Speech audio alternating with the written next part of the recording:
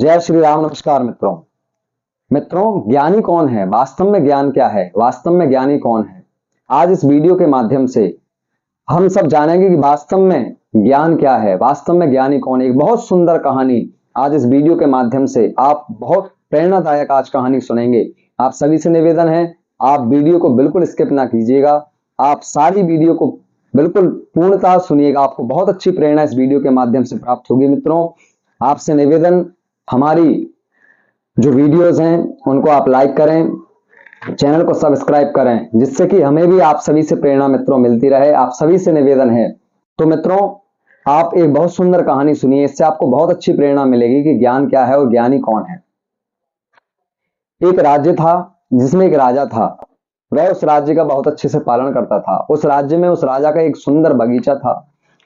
उस बगीचे की देखरेख के लिए राजा ने एक माली को नियुक्त किया और वह माली उस बगीचे की बहुत अच्छे से देखरेख करता था, बहुत अच्छे से उन पेड़ पौधों की रखवाली करता था। अब उन पेड़ पौधों में बहुत सुंदर फूल फल आदि फलित होते थे।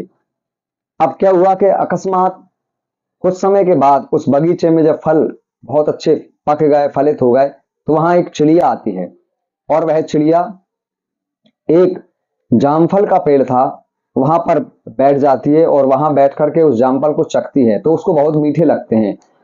तो वह अब तो क्या करती है कि वह जो चिड़िया है, वह माली उसको देख लेता है लेकिन उस पर ध्यान नहीं देता।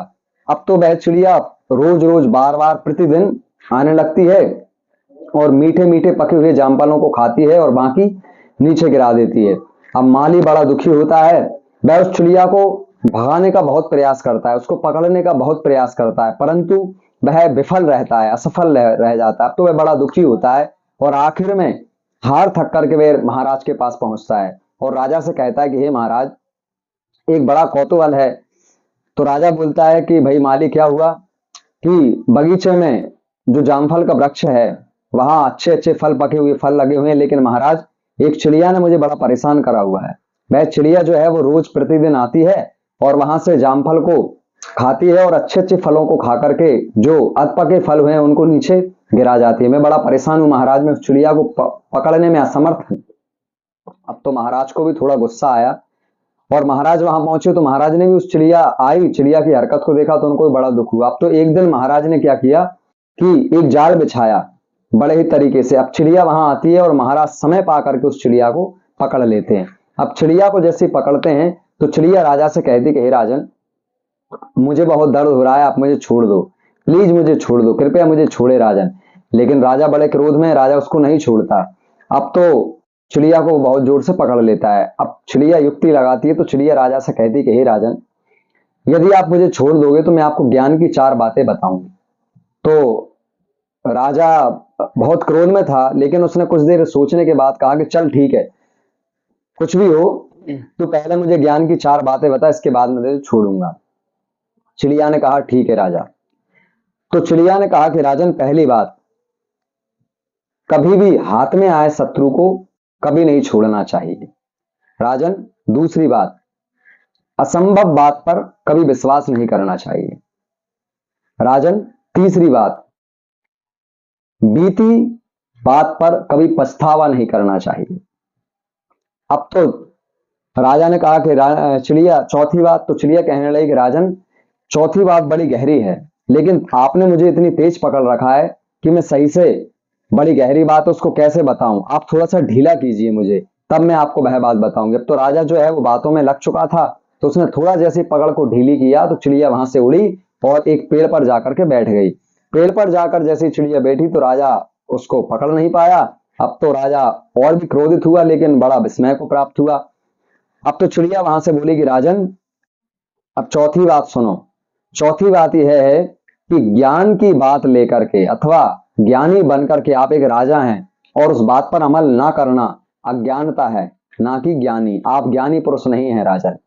तो यही ज्ञानी और अज्ञानी है। तब चिड़िया ने कहा कि राजन, मैंने आपको पहली बात बोली कि हाथ में आए शत्रु को कभी नहीं छोड़ना, लेकिन आपने मुझे छोड़ दिया। दूसरी बात, असंभव बात पर कभी विश्वास नहीं करना। आखिर में आपने मेरी बात पर विश्वास किया और अपनी पकड़ ढीली की और मैं आपके हाथ से छूट गई। तीसरी बात, बीती बात पर पछतावा ना करना। अब राजन आप पछतावा ना कीजिए, लेकिन आप पछतावा कर रहे हैं तो ये आपकी अज्ञानता है। और राजन चौथी श्रेष्ठ बात यही है कि आप इतने ज्ञानी होकर यदि ज्ञान की बात पर अमल नहीं करते तो आप ज्ञानी पुरुष नहीं हैं, आप अज्ञानी हैं।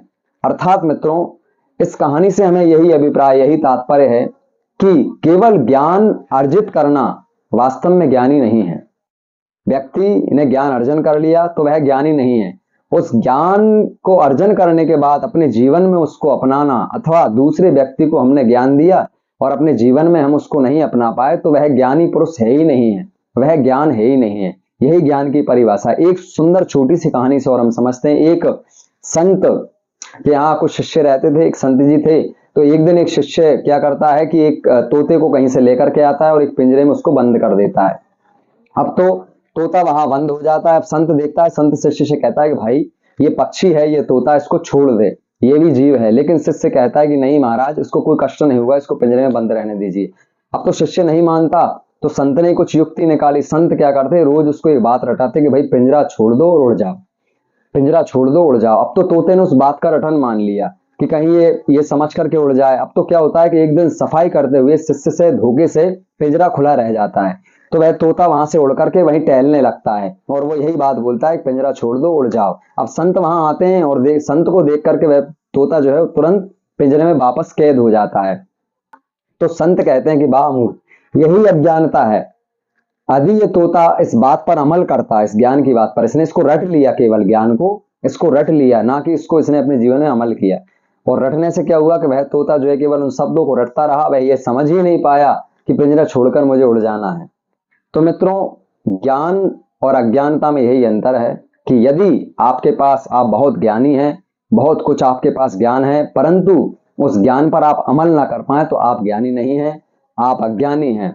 वास्तव में ज्ञानी यही है और वास्तव में ज्ञानी पुरुष भी यही है। तो मित्रों, इस कहानी से हमें यही शिक्षा मिलती है। आप सभी से निवेदन, पुनः हमारे चैनल को सब्सक्राइब कीजिए, वीडियो को लाइक कीजिए, जिससे आगामी समय में बहुत अच्छे इंस्पिरेशनल, मोटिवेशनल, वेद शास्त्रों से प्रमाणित जो बातें हैं, जो विचार हैं, वो हमारी वीडियोस के माध्यम से आपको प्राप्त होंगी। जय श्री राम, नमस्कार।